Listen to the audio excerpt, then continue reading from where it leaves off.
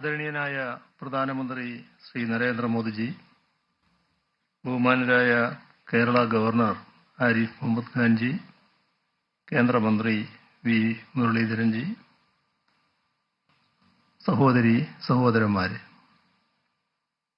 ഇവിടെ പ്രസ്താവിച്ചതുപോലെ ഇന്ത്യയുടെ ബഹിരാകാശ ഗവേഷണ രംഗത്തിന് വലിയ മുതൽക്കൂട്ടാകാൻ പോകുന്ന 3 പദ്ധതികളാണ് ഇന്ന് ഉദ്ഘാടനം ചെയ്യപ്പെടുന്നത്.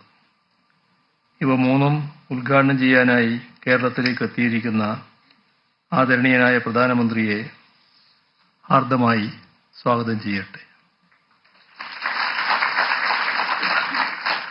We are glad that the Honorable Prime Minister is here with us today. Let me extend a warm welcome to him.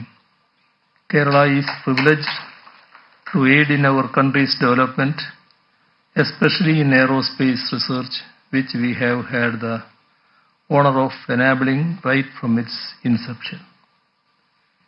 ഇന്ത്യയുടെ ബഹിരാകാശ ഗവേഷണത്തെ തുടക്കം മുതൽക്ക് തന്നെ സഹായിക്കാൻ കഴിഞ്ഞിട്ടുള്ള സംസ്ഥാനമെന്ന നിലക്ക് കേരളത്തിനിത് അഭിമാനകരമായ നിമിഷമാണ്. ഇതുപോലെ ഒരു ചടങ്ങിൽ നിൽക്കുമ്പോൾ 6 ദശാബ്ദം മുൻപ് ഇന്ത്യൻ ബഹിരാകാശ ഗവേഷണം എന്ന ആശയവുമായി സംസ്ഥാന സർക്കാരിനെ സമീപിച്ച ഡോക്ടർ വിക്രം സാരാഭായിയെ ഓർക്കാതിരിക്കാൻ കഴിയില്ല. അതേസമയം തന്നെ തുമ്പ എന്ന ഈ ചെറിയ ഗ്രാമത്തിൽ അതിനായി സ്ഥലം ലഭ്യമാക്കിയ ഇവിടുത്തെ ജനങ്ങളെയും അവർക്ക് ധീരമായ നേതൃത്വം നൽകിയ ബിഷപ്പ് പെരാരയെപ്പോലുള്ള സഭാ നേതാക്കളെയും നന്ദിയോടെ സ്മരിക്കാതിരിക്കാനുമാവില്ല.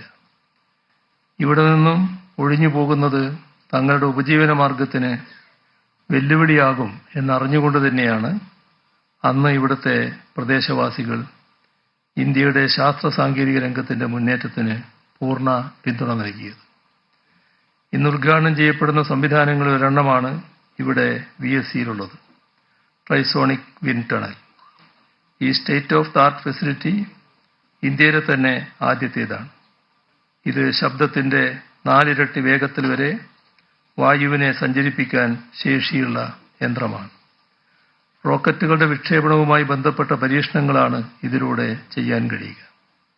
ഇന്ത്യയുടെ ബഹിരാകാശ ഗവേഷണ രംഗത്ത് ശൈശവദശയിൽ തൊട്ടേ സംഭാവന ചെയ്തുകൊണ്ടിരിക്കുന്ന കേരളത്തിൽ തന്നെ നമ്മുടെ ബഹിരാകാശ ഗവേഷണങ്ങളുടെ ഗതിവേഗം കൂട്ടുകയും ഗുണമേന്മ മെച്ചപ്പെടുത്തുകയും ചെയ്യുന്ന ഒരു സംവിധാനത്തിന് തുടക്കമാകുന്നു എന്നത് നാടിനാകെ അഭിമാനകരമാണ്. രാജ്യത്തിന്റെ പൊതുവായ വികസനത്തിൽ കേരളം നൽകുന്ന മികച്ച പിന്തുണയുടെ ഉദാത്തമായ ദൃഷ്ടാന്തമാണിത്. മെയ്ക്ക് ഇൻ ഇന്ത്യയുടെ അവിഭാജ്യ ഘടകമായി മെയ്ഡ് ഇൻ കേരള മാറുന്നതിന്റെ ഉദാഹരണവുമാണിത്.